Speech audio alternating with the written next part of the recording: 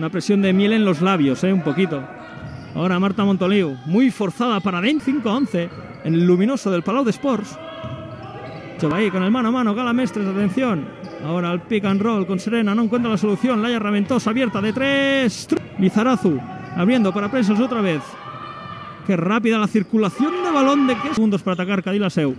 Eliana Pujol por su izquierda, cómo no, lo saca para Gala Mestres de 3. Gala. Tri.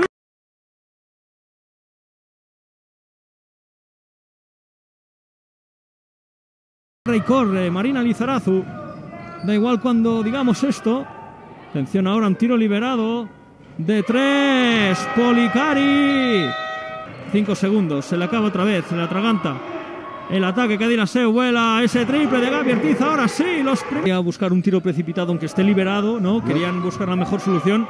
Finalmente no ha entrado, pero lo saca para Guiden, moviendo el balón ahora. Qué bueno el pase por detrás de la espalda. Marina Lizarazu de rebotes. Cogió 10 en su última jornada en Tenerife. Atención, Georgina Bay ahora. Balón ya en el otro lado. Marta Montoliu en la esquina. Francotiradores a sus puestos de Tors.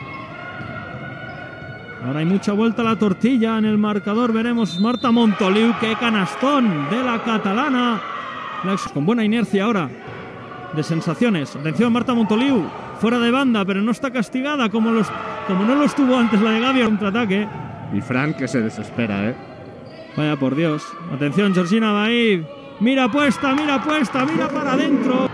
Y pero va corriendo, claro, corriendo el reloj. Sentados estamos muy tranquilos. Claro que sí. Atención, Marta Montoliu que está de dulce. Lógica ahora, y la zona sigue y sigue, se va haciendo mayor el conjunto visitante. Veremos, lo roba Marta Montoliu, casi, balón para Gaby Ortiz, se levanta de 3 la americana, triple, Gaby Ortiz. Ahora Peña, atención, movimientos de balonmano ahora, triple liberado para Gaby Ortiz, que sigue castigando Gaby Ortiz. Ha aprendido la lección puede que el otro día de Araski, que tenían el partido en sus manos.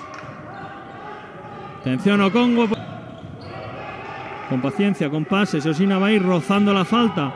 Guiden con el balón, lo saca para Ngongo. Atención para sentenciar casi Presels.